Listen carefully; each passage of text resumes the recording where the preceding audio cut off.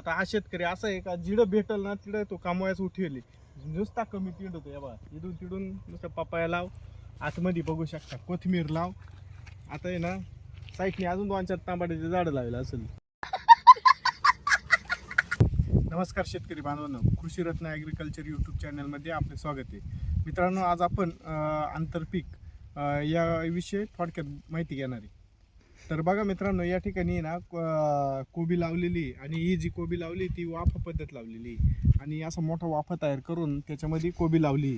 परंतु जो वारंबा आहे, जो वाफ्याचा वारंबा आहे तो तसाच राहतो. तर या शेतकऱ्यांनी काय केलं आहे, त्या ठिकाणी कोथिंबीरची लागवड केलेली, आणि कोथिंबीर साधारणतः 1 महिना ते 6 महिन्याच्या आत निघून जात राहते, हे तुम्हाला माहिती आहे. आता याचा आपल्याला एक फायदा आहे का, ही जी कोथिंबीर लावलेली आहे, आता हे जे वावर आहे आपण बघू शकते, हे फक्त 15 गुंठे वावर आहे. आता या 15 गुंठ्यामध्ये जवळजवळ आहे ना शेतकऱ्याला 300 ते 400 कोथिंबीरच्या जोड्या या निघाले आहे. आता ती 8 रुपयांनी त्याची विक्री चालू आहे. कालचा भाव त्यांना आम्ही विचारला होता, तर 8 रुपयांनी त्याची विक्री चालू आहे.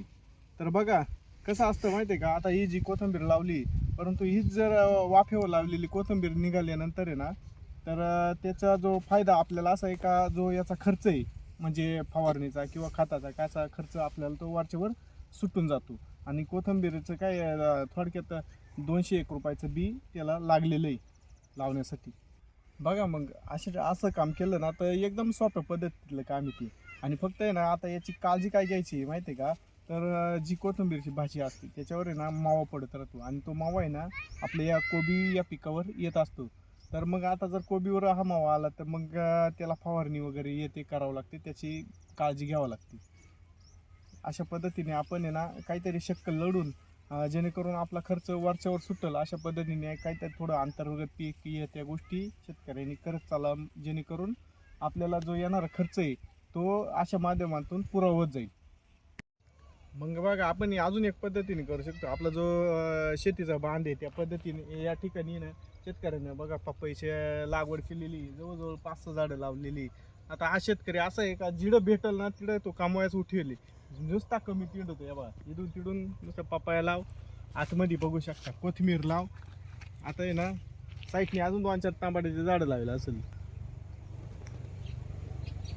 या पद्धतीने ना शेतकऱ्यांनी हे बघा पपाया बाग कशा प्रकारे येईल, याच्याकडे ना लई लोक मागणी करत असतात का आम्हाला या पपईचं बी द्या. बघा आता ही जी पडीत जागा दिसतीये ना, इकडं त्यांनी ना मागच्या वेळेस मी आलो होतो त्यावेळेस ना डांगराची वेल लावलेली होती, आणि त्या डांगराचे जवळजवळ 15-20 हजार रुपये त्यांनी कमवून बसलेली. म्हणजे जिकडून येईल तिकडून वाढायची करतोय हा शेतकरी. हां म्हणजे या पद्धतीने आपण काही ना काही शक्कल लढून एक शेती करत चाला. अशा पद्धतीने शेती केल्याने आपला पण फायदा होतो, आणि ग्राहकांना पण माल भेटतो. धन्यवाद.